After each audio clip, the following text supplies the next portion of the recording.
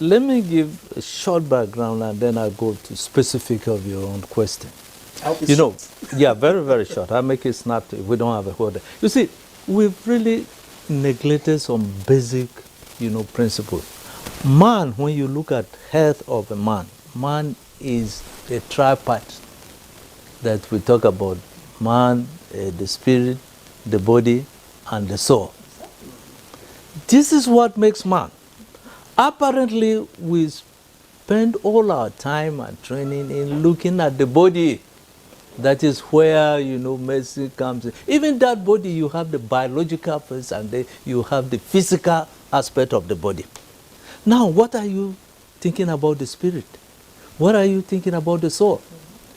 The spirit has been further exploited more than the soul because this is where you have spiritual, trainers. You have pastors and all these people that are trained in the spirit of the same man. Then the soul, totally neglected. The soul has three components. You're looking at the intellect, then you're looking at, the will. Then most importantly, you're looking at the emotions. Emotions contribute a lot. We talk about that. Three aspects of emotion. You look at positive emotion, negative emotion, and the mixed emotion. Negative emotion can cause you disease, or they say they kill even faster than bad germs. We don't look at this aspect. We just focus on one aspect of head. But this man, if you don't look at him in three aspects, and this looking at man in three aspects in simple terms is what integrative person represents. That you cannot just focus on the body, chemicals. I'm not calling against chemicals. But let me just, for the benefit of time, let me just come and answer your question directly. You've asked me specifically that what is the interfacing role between integrative medicine and what is it? Look, I'm an integrative medicine, practitioner. Expert. And basically, let me just run through a short scenario of what we do actually practical. A new patient coming to me or coming to our center must first of all be examined by an allopathic physician. We have a doctor that will evaluate him and look at everything, check him and this. Then after that, what do you use in checking? Oh well, that is or just the eyes. No.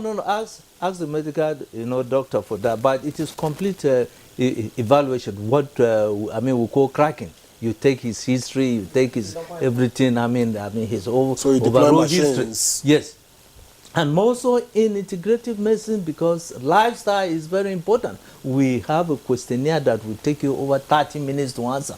By the time you finish answering these questions, we know exactly who you are in terms of your lifestyle. Now, after the doctor finishes that, then we must send the individual for comprehensive, lab analysis. In the comprehensive lab analysis, we are looking at the holistic aspect of, man. Of the 9 systems, they all work synergistically. We don't look at one individual. The person suffering from hypertension, maybe his kidney have already been destroyed. So you have to check his renal function. You look at, the liver function. Then you look at holistic immune system, everything. Then it is when you are done with this that the diagnosis is now made. There are aspects where I will require a urologist. We invite Dr. Kene to come in so that we can handle that man that has a problem with prostate.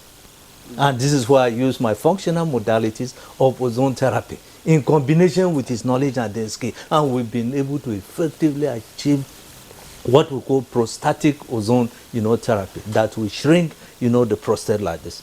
Then there are cases where we need a cardiovascular surgeon for his own input.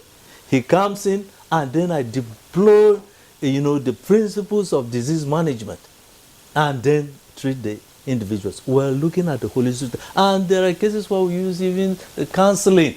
My pastor will come and talk to the individual and counsel them. We've had cases, in fact, if you want to know, toxic emotion, like toxic relationship, abusive relationship in marriages can even lead to diseases like depression, anxiety, and then other things.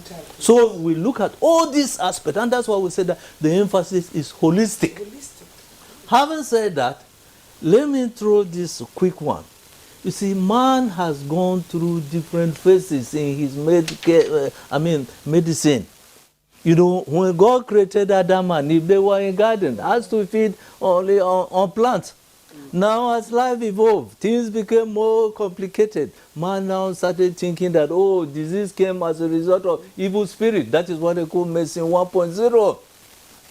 That diseases are caused by certain evil spirit, or something is really causing disease. We passed that phase, then we went to the second phase of medicine 2.0, where we came to know that there are certain infectious diseases, bacteria, viruses, and crowned with the development of industrial revolution. That is where things like microscope and the rest of them, if you want, that is the beginning of modern, medicine. They depended on this, and they were able to do great things, and they are still doing great things.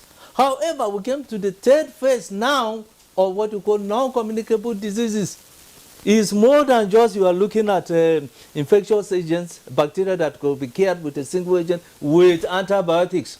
It has gone beyond that. So we come to the era of, today one is more likely to die from cancer or diabetics than any of the infectious diseases because of the complexity. And this is what has called for the multifaceted approach in management of this. No, but you're already managing together from all that you have said. If you need this, you bring in this person. Oh, yes. If you need this, you bring in this. So what exactly is the challenge now? What is stopping you from moving forward? Because of lack of understanding and appreciation. People advocacy, we need advocacy so that this, in fact, there are some health professionals. Once you take integrative, no, they don't even, with all due respect, they don't know the meaning of integrative medicine. They say, no, I wasn't trained in integrative medicine. Forgetting the fact that integrative medicine covers you. Whatever health, profession is that, well, be a nurse, being a nutritionist, being, orthodox, doctor, it covers you. So typically, how do we interface? I have answered that question. And then let me, Pharmacist Zanab had mentioned a specific modality that we use, what we call functional modality, ozone therapy. Why has ozone therapy become so important? Ozone was actually discovered in 1840 in Germany. Today, you go to Germany, every corner ozone therapy. We also have even Royal Ozone Hospital in London. That is the royal family actually days on. Since how many centuries? This is what they have been doing. Basically, what are we saying? The unit of life is the cell. And disease starts at the cellular level. It is when the cell is unable to function properly that we describe it that the cell is not at ease. We say it is disease. That's the meaning of, disease.